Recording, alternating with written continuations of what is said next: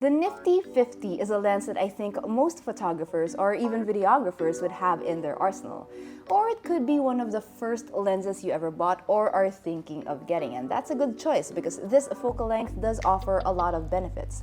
Apart from it being pretty lightweight most of the time, you are getting that really sharp focus, and of course with wide apertures of a prime lens, you are getting that beautiful background bokeh that everybody loves. Now, the Viltrox 56 1.7e isn't quite literally a nifty-50, but it is quite a lens, and at under $200, there's a lot to love about it, and you're gonna find out right now. First off, let's get to know the Viltrox 56mm 1.7e. On an APS-C camera, which is what I'm using, this 56mm focal length does translate to a 84mm focal length, which is pretty perfect for portraits or street photography, or in my case, I've been using it for product photography. I shoot cars and I shoot phones, and it's been doing great at that. So inside the box, you have the warranty card, the manual, and this one I was surprised with, you actually get a little carrying pouch right here. Now, there's no protection or anything. It's just literally a carrying pouch, I guess.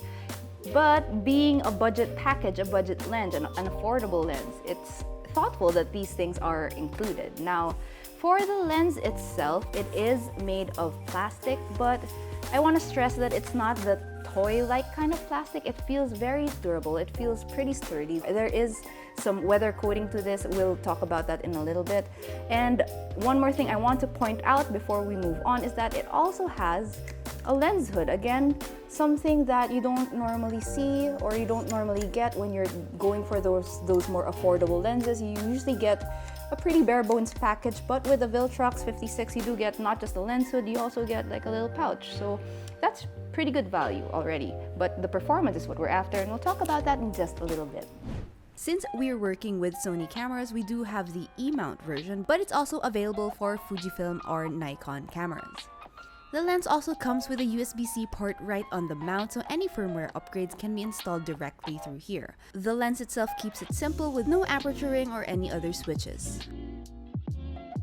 First and probably most noteworthy is its autofocus, especially considering this is a lens under $200. This lens supports eye and face autofocus and has been plenty reliable on Sony's autofocusing system. You can slightly hear the motor when it's focusing, but not so much that it's distracting. With its aperture wide open at f1.7, low light isn't much of a challenge, and in my case, it's perfect to shift focus and isolate details like the camera bump of a smartphone or the switches of a vehicle. The bokeh is very smooth. Viltrox describes it as retro, which kind of makes sense given its shape.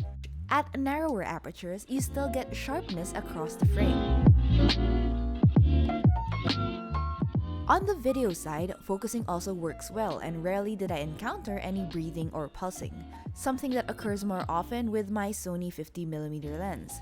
But I wouldn't fully suggest this lens for video, and I'll get to that in just a little bit. The lens performs well with moving subjects too. Sony's autofocusing system does give it that extra nudge it needs, so you can capture movements or small motions effortlessly. Another thing that I really like about this lens is that it's really lightweight. Now, correct me if I'm wrong, correct me in the comment section if I'm wrong about this, but I believe this is part of Viltrox's Air lenses, Air series, meaning it's made to be lightweight because it's meant to be brought around. So if you pair this with a smaller camera, it would be a great setup for travel or for anything that you need to be on the go. Despite being made of plastic, the lens does feel sturdy and reliable. It's compact at just 65mm in diameter and slightly above 2 inches in height.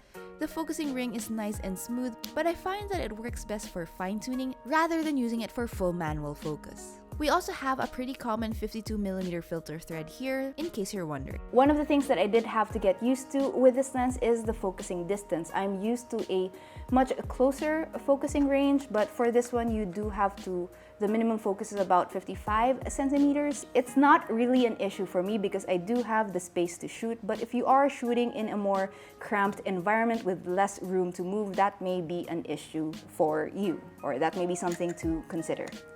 While admittedly this lens lacks any sort of flair or extra features, at its price, the performance it provides, and even its build quality, the Viltrox 56mm becomes easily recommendable, especially for those who are just starting their collection or want to try a nifty-fifty, or simply because you want a fast and affordable prime lens.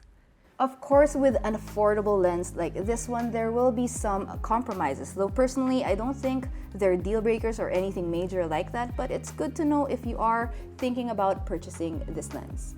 First, it doesn't have stabilization, meaning you'll have to rely on your camera. Unfortunately, this Sony A6400 doesn't have in-body stabilization, so shakes are more visible.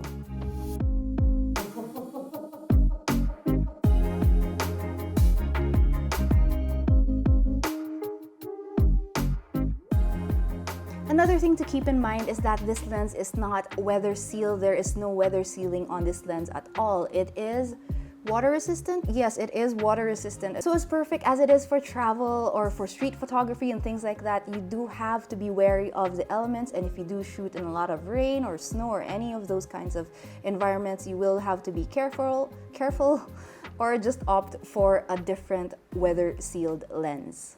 So where does this leave us? Well, the Viltrox 56mm f1.7 is a solid option if you're in the market for a budget-friendly portrait lens. It's not perfect, but for under $200, I really believe this lens is punching above its weight. It's short on fluff or features or extras like that, but you do get the essentials that you'd want for this kind of lens, and that's it being lightweight, you've got a sharp and fast autofocus, and it's pretty durable to some extent.